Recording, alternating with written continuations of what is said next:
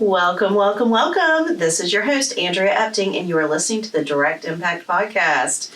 So glad to be with you guys today. So we are coming to the end of season 6, where we really did explore all things journaling practice, and specifically the Plan to Recover mini journal for recovery and self-discovery, just walking through each of the elements that it provides, and the prompts and the purpose behind it. So we have walked through all of that. And now, today, I think it's important that I speak directly to all of you out there who are still non-believers when it comes to journaling, or you just were not able to implement this journaling practice in this past 90 days. Maybe you were able to implement it here and there, but you really struggled with making it a consistent daily practice. Well, hello, that is absolutely fine. That is absolutely okay. The question is, what did you learn about yourself? Looking carefully at your day, looking carefully at the things you tried and maybe some of the pivots you made to make this a daily practice. That's what it's all about. It's about self-discovery. It's about understanding yourself. It's about looking more closely at what's important to you, looking at your behaviors, looking at your AM routine, your PM routine, what supports your long-term goals, and what wreaks havoc on it, right? So I promise, if you've even just been thinking about engaging in this journal every day for 90 days, you've learned something about yourself. So I'd really like for you to contemplate that, to just sit and be still and be present with yourself, asking, what is the resistance that comes up inside of me when I think about commitment? A lot of us have real struggles with routine, with structure, and with, yes, commitment. It can feel very stressful. It can feel very dysregulating. It can feel overwhelming. It can feel like, at the very minimum, just one more thing to do, which is absolutely true. It is one more thing to do. So I think it's just important to sit in the resistance, to sit in what is holding me back from doing something that could very well be, transformative and life-giving, and create not just structure, but boundaries around the things that are really important to me in this life, that allows me to continue to prioritize the biggest things, that I want to focus on and commit my time and attention to.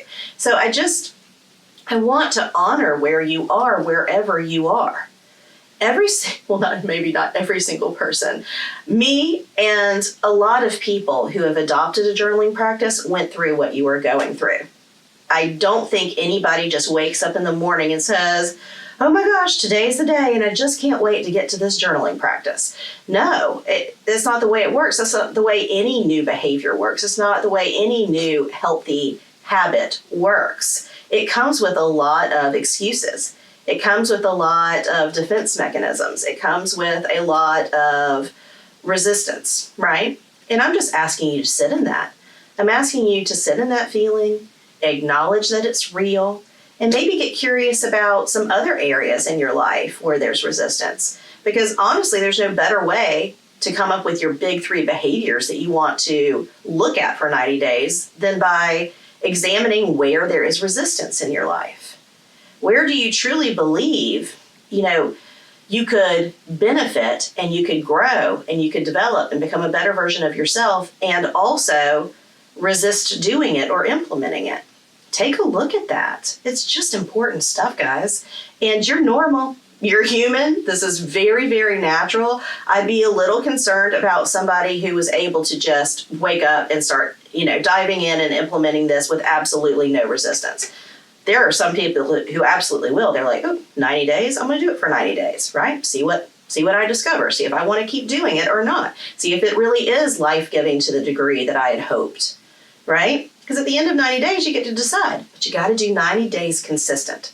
Every single day for 90 days, right? Before you want to make up your mind about whether it's beneficial to you or not. So I really do hope that you can engage with and get curious about that resistance, okay? It's very natural, like I said. But dig into it and dive into another 90 days. See how consistent you can be with whatever journaling practice you discover. Like ours is a roadmap.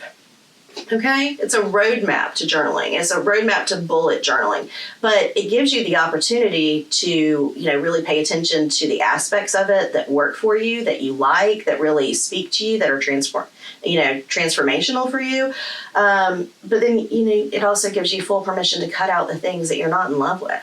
It just is a great 90-day framework, and I encourage all of you, sit in the feelings and do it again. Like they say in the rooms of AA, just keep coming back. It works if you work it.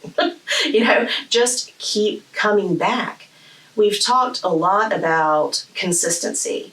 And when you are consistent in your behaviors, when you are consistent in your efforts, when you're consistent in your healthy habits, it builds this bond of trust and commitment to self.